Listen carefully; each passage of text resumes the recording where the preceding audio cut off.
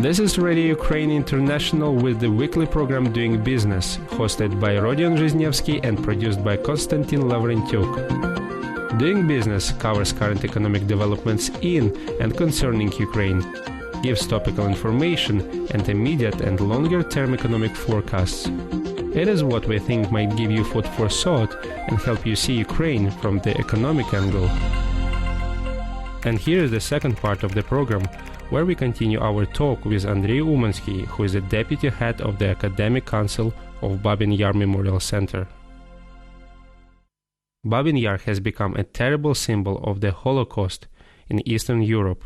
From 1941 to 1943, the Nazis shot 70 to 100,000 people in Babyn Yar in Kiev. They killed almost the entire Jewish population of the city. Roma, Ukrainians, Soviet prisoners of war, and patients of the psychiatric hospital were also killed in Babyn Yar. In order to acquire, study, and disseminate knowledge about this tragedy, an international foundation was established to support the creation of the Babyn Yar Holocaust Memorial Center. This non-governmental organization is building the first modern Holocaust museum in Eastern Europe, establishing a center for the study of the tragedy in which large-scale scientific and educational activities will be carried out.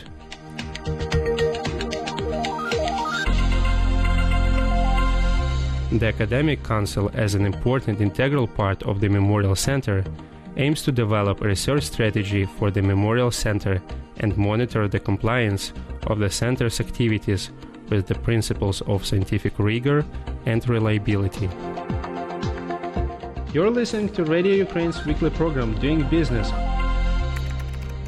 Andrej Umansky is a research fellow at the Institute for Criminal Law and the Criminal Procedure, University of Cologne. I am born in Kiev and spent the first years in Kiev as a child. And I grew up then in France and in Germany, where I am now a criminal defense lawyer and a historian. And I'm working now since more than 15 years with Father Patrick Desbois and with the organization Yahad in Unum, where we're searching for places of mass shootings of Jews, Roma, Sinti, disabled people and others. And we're recording the interviews of the neighbors of the shootings. And in the Academic Council of the Babyn Yar Holocaust Memorial, I am already since quite the very beginning. I was invited by the former director, Yana Barinova. So when I had the chance to help the team since then and advise them. If we move directly to the tragedy that happened in 1841, who is responsible for the mass killings in Babyn Yar? We know it's quite good worked out that the main perpetrators here are German units. So it is a crime committed by Germans and all kind of different units, because you needed a huge amount of men to kill this number of Jewish people in Kiev. So this is why you had not only the SS, the Sonderkommando 4A from the Einsatzgruppe C, but as well 2 police battalions, Waffen-SS units, and then as well Wehrmacht soldiers who would help. We estimate that at least 2,000 German men were complicit to this. Some of them were shooters. Some of them helped, for example, escort the Jews from the houses, those who wanted to go voluntarily, and others, for example, would be there for the whole logistic, like food, drinks, ammunition, and so on. And we are working now on the list of the Germans who participated in this, and with documents that we find, we can prove their participation. So not only that they were in Kiev in those 2 days, but that as well they had a special task that is related to the mass shooting of the Jews in Babyn Yar.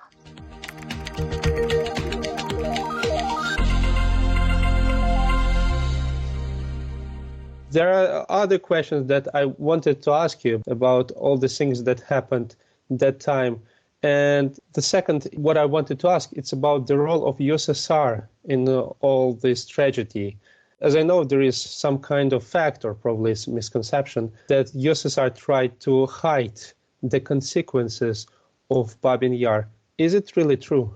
Yeah, so it depends from what we call exactly consequences of Babyn Yar. So what the USSR didn't reveal and didn't want to show in the years after World War II is the identity of the victims.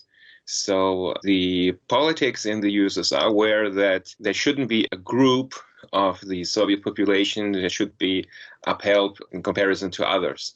So we shouldn't talk about that mostly Jews were targeted by Nazis or Roma or disabled people. So this is why very often if you would have memorials, and Soviets did some memorials here and there of Jews or Roma, they would just put on the memorials, peaceful Soviet citizens are killed here. So this was the official term.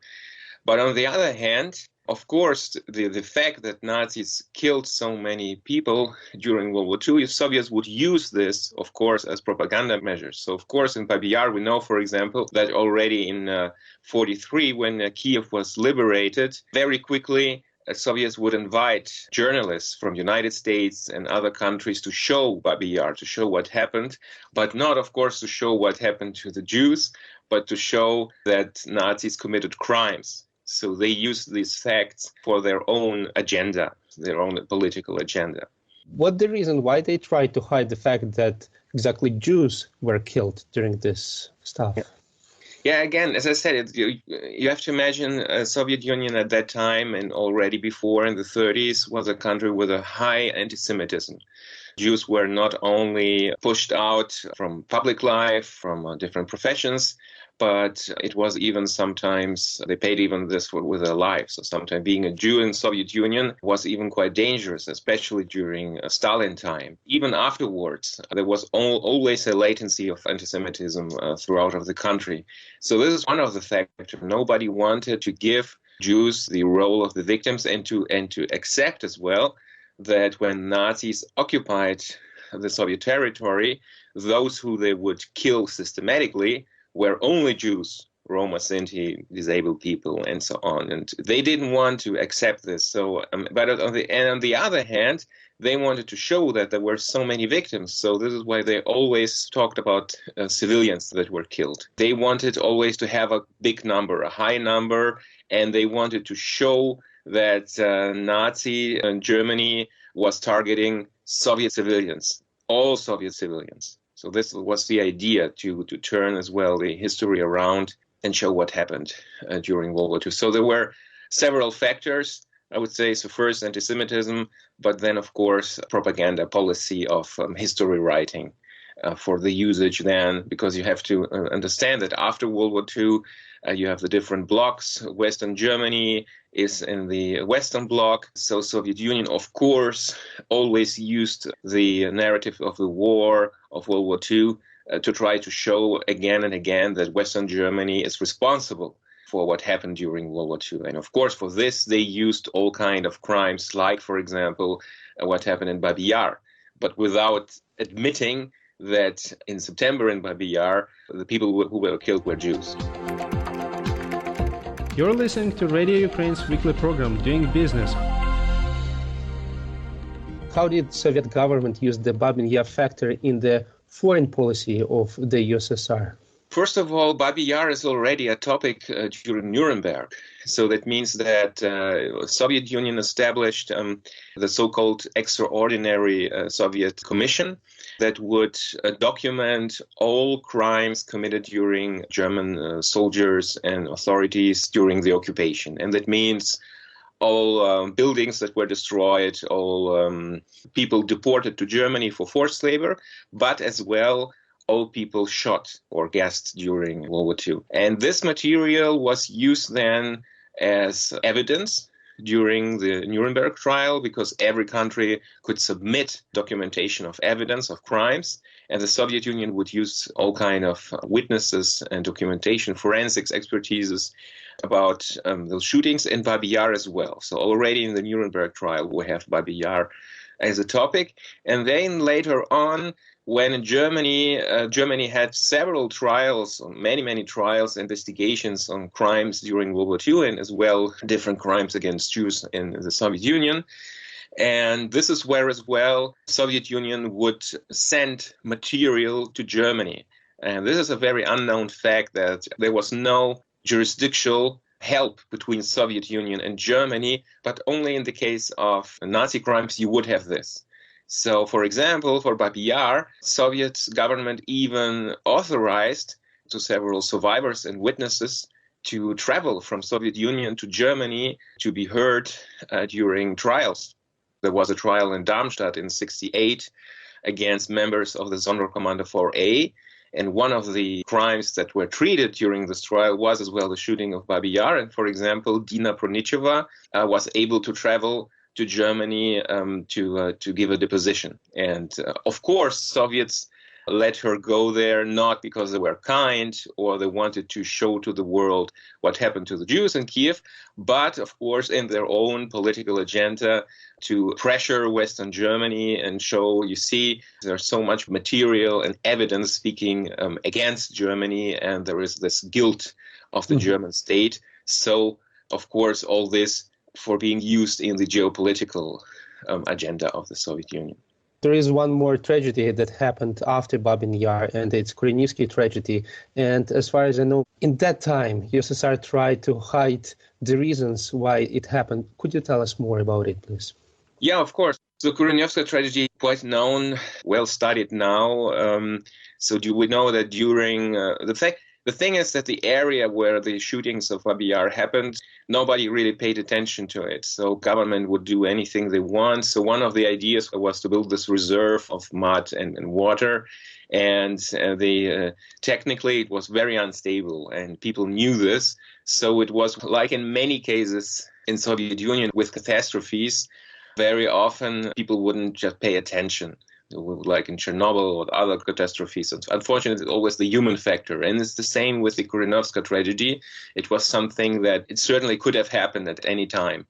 And in 1961, it happened in 1961. This is where this dam broke and this mass of water and mud slided into the city and covered entire streets. And as you told it completely exactly, the Soviets tried to cover this up, especially who was killed, for example, and how many people were killed. This is something that the Soviets would try to hide. And even local population, many locals wouldn't know about what really happened. And only after the 90s, we got access to KGB archives. We could see photographies. We could see the consequences, the real consequences of this catastrophe. And there are at least between 80 and 100 people killed during the Krinnitsky tragedy, perhaps even more. So there's still a historical investigation ongoing about this catastrophe. After Ukraine got the independence, how it was changed? I mean, that fact that people start talking about the tragedy, saying some true facts. Did Ukraine try to do that immediately after getting independence, or it was made like step by step? You have to split between personal initiatives and then government. So I would say already end of the 80s and beginning of the 90s with Ukrainian independence, there were a lot of people, groups of people who wanted to do something, who wanted to push and have a real memory work, a real commemoration work, because you have to understand that even commemorate Babyn Yar was impossible during Soviet Union. People would gather in Babyn Yar and KGB would come and arrest them or tell them they have to go. So already to be able to commemorate peacefully in Kiev, in Babyn Yar, and many other places in Ukraine, this was already a big, big step for the Jewish community in Ukraine. So I think this is a very important fact to stress, because now it seems to be so normal, but at that time it was almost dangerous to remember what happened to a Jewish community in Kiev or other cities throughout the Soviet Union. So this is where, first of all... But for interrupting you, if we talk about this, the first possible mass commemorative events that are known, when it happened the first time?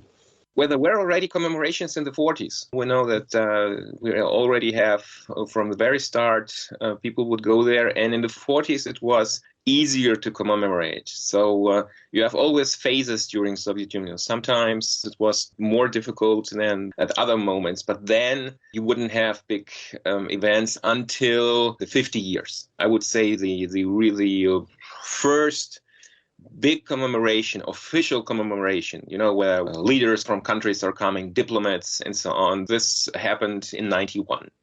There were no other official commemoration before with ambassadors, with presidents from this scope. So it was in 91, the menorah that what we see now today in Babyn Yar. This is a memorial that was built in that time as well, or started to be built in that time as well. But still, the thing is that for a young country like Ukraine, you have as well to build a narrative, national narrative. So in something like the tragedy of the Jewish people in Ukraine is difficult to build in a narrative, because it's not a positive narrative. It's not about heroes. It's a sad story. So this is why for a long time as well, it wasn't very, the government wasn't very interested in implement this into the state narrative, I would say. And as well, there is a question, of course, of collaboration, because in many places in Ukraine, you would have as well people collaborating on any level with the German occupants. But like in other countries, like in Moldova, Belarus,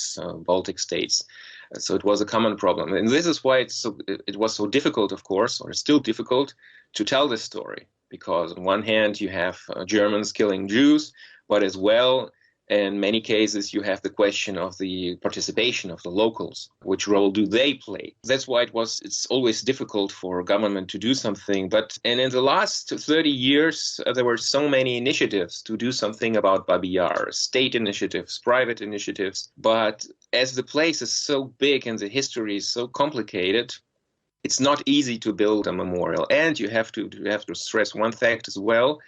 It's the first time now what the Babyn Yar Foundation is doing is to build for the first time a museum on a mass grave or beside a mass grave. There is no memorial museum beside a mass grave. We have museums where we have camps. We have Auschwitz, we have Belzec, and so on.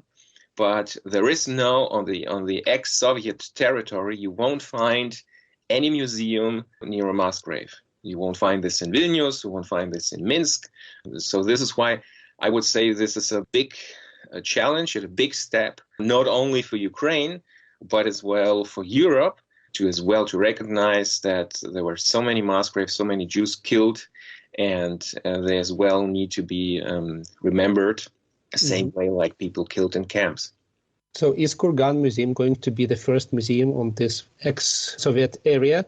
So the Kurgan is one of the part of the museum. The museum wouldn't be something classical, one building, one big exhibition. So it's a museum in the 21st century. If you see the different museums worldwide that exist, you always need to see them in their time. So of course, 30 years ago, usually you would build a big building or big exhibition, panels, texts, images, very, very classical, traditional way. But now we have generations of students. For them, it's a long gone history. It's far, far away. It's like ancient Rome, ancient Egypt. So there is no personal connection. Like our generation or before, I grew up with stories from my grandfathers and grandmothers who would tell me about wartime. So this is why the new generation needs to be appealed or spoken to differently about this topic. And the idea is not to have one huge building that covers everything, but more have several places that are telling the story. So the Kurgan is only a part of the museum. Then how many of museums are going to be revealed, are going to be launched on the territory of... And is it going to be launched on the territory of Babyn Yar or in different places? Everything is going to be in the area of Babyn Yar. But again, this is more of a question to the construction team and conceptual team. But I can only give you the side of the historian. So the Scientific Council of Babyn Yar wrote already years ago a historical narrative for the museum. So this is the backbone, the historical backbone, then for the conception of the museum. So we have already a ground layer for the history of the Holocaust in Eastern Europe and in Ukraine, and of course what happened in Babyn Yar. And now, step by step, things will be created. Different parts of the museum will be created. You're listening to Radio Ukraine's weekly program, Doing Business. I just noticed, and that's not the first time when I see that some of the speakers, they say Babi, and I'm saying Babyn. So which word is right? Yeah, no, you're totally right. No, it should be Babyn Yar, Ukrainian term, but not easy in other languages, because in Germany, for example, Germans would always say Babyn Yar because they would take it from the Russian. It's a language question, but you're totally right. Today's denomination is Babyn Yar. You're not the only person, actually. I saw even on the those posters that they used that kind of saying it, Babyn Yar. So that's why I wondered which one is right. No, but you're totally right. And in my opinion, it's good because it's a Ukrainian story. So of course we have to use the Ukrainian terminology. And one more question. Apart from the online archive and museums, what are the other projects are going to be made by the academic council that you represent? Yeah, so first of all, there are a lot of different books published as well by the memorial. So this is something that will go on. So I think that it will go the same direction. That means publish, on one hand, publications that are already existing in the West and that we need to implement or translate in Ukrainian so that Ukrainian scholars, students, interested people are able to access this easily. And on the same hand as well, to publish books about material about the history of what happened to the Jews, of what happened to them. So there are different, like Zabarko's book, for example, and so on and so on. So there are a lot of projects going on. I know that the colleagues have already an important agenda for next year. They don't think about much about the events from last month. It's already in the past. They're looking forward and saying we have so many projects for the future. We have to move quickly. This is one of the ideas. And we as well in the Academic Council have several, I would say, groups where we will work on different topics. Of course, one crucial part, I would say, that has to be on our agenda is, of course, the history of Babyn Yar, because there are still a lot of gray zones, gray areas where we don't know exactly what happened.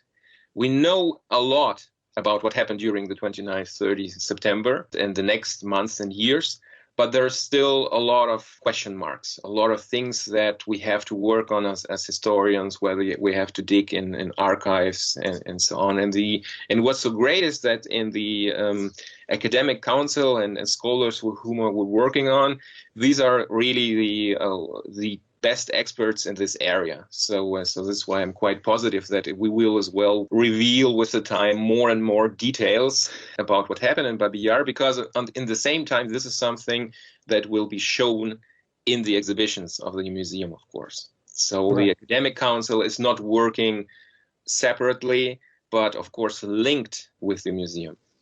Right. Yeah, I guess that's the perfect ending of our interview. Yeah. That's exactly what I wanted to ask. So thank you for such long and clear answers. Now a lot of stuff is clarified personally by me and I guess for our listeners as well. Goodbye. Bye-bye. The work of the Memorial Center is based on strict scientific knowledge. Historical materials undergo independent review and are approved by the Scientific Council, which consists of 3 prominent experts from different countries. The principles of working with the past are enshrined in a document entitled The Historical Narrative, which is available to all.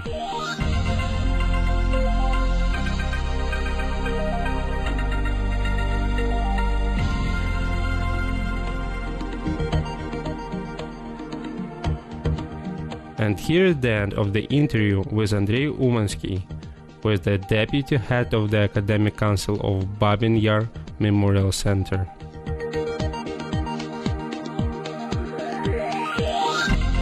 That was Radio Ukraine's weekly program Doing Business, hosted by Rodion Zhiznievsky and produced by Konstantin Lavrentyuk. Tune in every Wednesday for more.